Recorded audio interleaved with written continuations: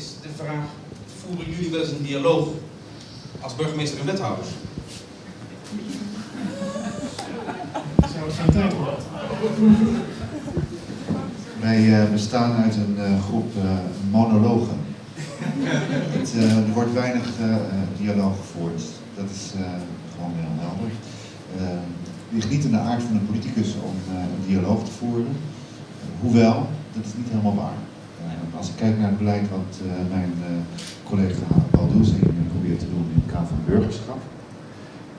Als ik zo naar mezelf kijk in het kader van de WMO, dan proberen we juist die dialoog te gebruiken om het beleid verder te brengen, aan te halen enzovoort. Mag ik van deze gelegenheid gebruik maken om gewoon even een impressie te geven van wat ik nu gehoord heb en hoe we verder moeten, want dat is een van de zaken die altijd aan ons gevraagd wordt. Nee, moet ik niet zeggen. Er kijkt altijd bij ons over de schouder zo'n gemeenteraad mee, daarmee de hele bevolking.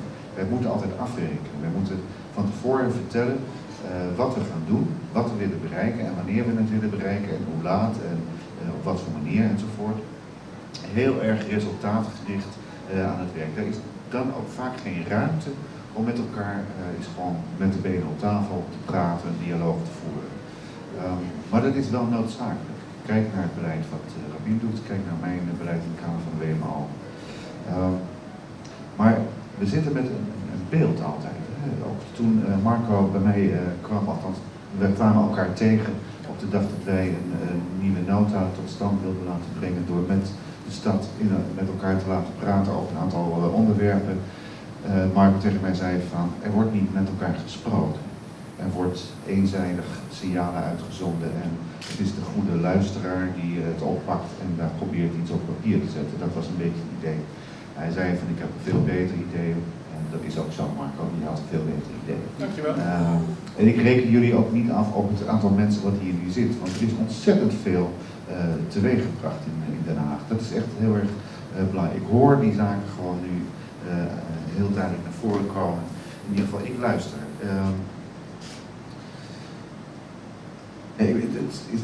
Bij de dag van de dialoog moet ik altijd denken aan de uitspraak, nog anders zeggen, rustig aan vanaf. Rustig opbouwen. Neem de tijd. Neem de tijd, ja, inderdaad. Dat is iets wat we inderdaad veel meer moeten leren. Ik hou natuurlijk als wethouder, maar ook daarvoor regelmatig toespraken voor wat dan ook. En probeer dan altijd in eerste instantie die aandacht te vestigen. Hè? Want zeker als je bij een congres of symposium, dan zitten mensen vaak al de hele dag en dan kom je als wethouder het afsluiten en dan kan iedereen naar de borrel. Dat is een beetje dus, maar als je wat wil zeggen, moet je even die aandacht doen. Ik heb daar 2 anekdotes over. Voor. Eén is van, ik hou het kort dames en heren, want na 10 minuten gaat uw gedachten gaan weg. Een aantal van u zullen dat wel een keer gehoord hebben van mij. Die dwalen af. Een onderzoek heeft uitgelezen dat het naar erotische gedachten gaat. Ja, dat wil ik niet. Ja. Altijd de aandacht op je. En het tweede is, dat doet me denken hieraan, de dag van het dialoog. Dat is een uitspraak van Harry Jekkers. Dat is een Haagse cabaretier. Hij woont weliswaar in Utrecht, maar hij is opgegroeid hier in Den Haag. Hij heeft daar prachtige cabarets voor opgebouwd en die heeft 1 keer gezegd van oude horen word je niet geil. Dat vond ik een hele sterke. En die luistert ook altijd nauw, totdat ik op een gegeven moment een keer uit de zaal hoorde, maar wel opgewonden. Nou, dat is nou het typische van een dialoog. Hè? Goed luisteren naar elkaar. Volgens mij is dat ook de kern van de dialoog. Niet met elkaar spreken, maar verdelen tussen spreken en luisteren. Daar gaat het wat mij betreft om.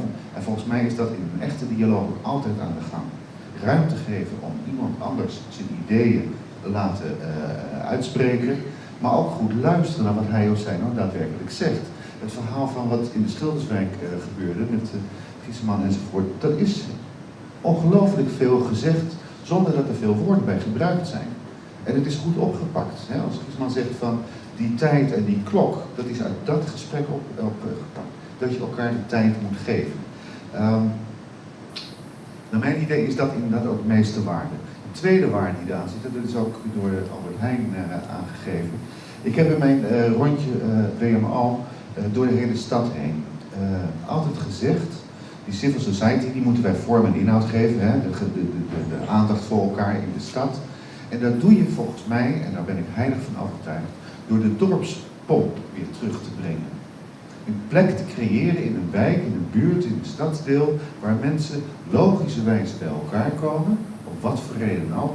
De laatste roddels uitwisselen, interessante gesprekken voeren, eens navragen hoe het met het hondje staat enzovoort. Die plekken moet je creëren in de stad. Maar daar komen een heleboel zaken in naar voren. En dat is Albert Heijn, plein bij Albert Heijn, dat is het Kerkplein, dat kan het Schoolplein zijn. Maar je moet daar oog voor hebben en je moet maar een klein beetje faciliteren als gemeentelijke overheid door dat op gang te brengen en in stand te zetten. Die dorpspom, die ontmoeting, die hoort bij de dialoog. Maar die moet je niet gaan leiden, je moet het niet van tevoren invullen, maar je moet faciliteren en zorgen dat mensen daar logischerwijs naartoe komen. Al was het alleen maar om de koffie te komen kopen. Nee, het is gewoon wel, het zijn wel de momenten die heel belangrijk zijn, want je ziet het ook om je heen. Je ziet om je heen, als je goed kijkt en luistert, naar die plekken, ook in deze wijken, Schilderswijk, Transvaal, bij die kleine kruidenieren, dat daar echt gewoon gesproken wordt over hoe gaat het met jou, op wat voor manier ook. Dat soort situaties denk ik dat je moet terugkijken. Ook de sociale sofa's die we hebben ingesteld in de afgelopen jaar, die overal in Den Haag neergezet kunnen worden, prachtig gemozaïekt. Dat noodt uit tot even zitten, even naar elkaar kijken en luisteren enzovoort. Dat zijn momenten die je denk ik als overheid kunt creëren. Ik eindig met één, dat soort zaken heb ik hier uitgehaald. Eén prachtig voorbeeld vond ik, er zijn veel meer ideeën die uit dit soort gesprekken naar voren komen, maar eentje wil ik noemen, dat is die van die optocht. Ik vind dat zo'n waanzinnig goed idee, waarom doen we dat niet gewoon, hè? Ik bedoel, natuurlijk het liefst op 3 maart en dan gelijk door naar de stembus. Dan kun je het ook hard maken, hè, wat je wilt. Maar dat had ik u allemaal nu over. Maar dat soort ideeën, denk ik, is goed. Ik zal je vertellen dat, ik heb het een keer meegemaakt, ja, je gelooft het niet. Ik stond te wachten op Hopmaplein, dat is een tijd geleden hoor. Bus 25 reed daar nog en die ging naar Zuidwest Den Haag en veel in die bus, dat waren de wat oudere dames, voornamelijk dames. Bij Hopmaplein, daar stond ik stond daar te wachten en er komt naast mij staan een hele grote, dikke, zwarte Surinamer. En dronken, verschrikkelijk, echt. Dus ik dacht van, die moet straks die bus in, dat wordt wat, hè. Al die dames die in Moerwijk en Morgenstond, die zien die grote, dikke, zwarte Surinamer binnenkomen en die kruipen helemaal weg. Nou, dat wat gebeurt, die bus komt aan en die meneer stapt voor mij in, althans hij doet pogingen, hij komt inderdaad op een gegeven moment die bus, ploft voorin, naast een, een figuur als mijn moeder was, weet je wel, een soort tante Greet. En hij zit er zo aan te kijken en naar voren en hij begint op een gegeven moment te zingen. Ik stond laatst voor een poppenkraam. Ja, die associatie, ik weet niet hoe die eraan kwam, maar hij begon wel dat liedje te zingen. En ik kijk zo om me heen en het is echt gebeurd. En op een gegeven moment zie ik die dametjes en ze deden allemaal zo. En echt waar, nee, die hele bus, die begon dat liedje mee te zingen, want zij kenden dat, hè. Ze herkenden het van vroeger, dat liedje. De dikke Suriname, zou ik maar zeggen, die kende dat liedje ook nog van zijn opleiding op school. En dat werd een hele gezellige rit. En toen dacht ik van, nee, hoe zorg je nou voor dat dit soort dingen, hè, die vooroordelen, het idee wat je hebt op een creatieve manier, op een andere manier is te benaderen en daar met z'n allen een ontzettende hoop lol aan besteden. Dat is de opgave, denk ik, die ik hieruit mee terugneem en probeer aan de raad en de gemeente te verantwoorden. Dank jullie wel voor deze bijdrage. Dankjewel, Pet.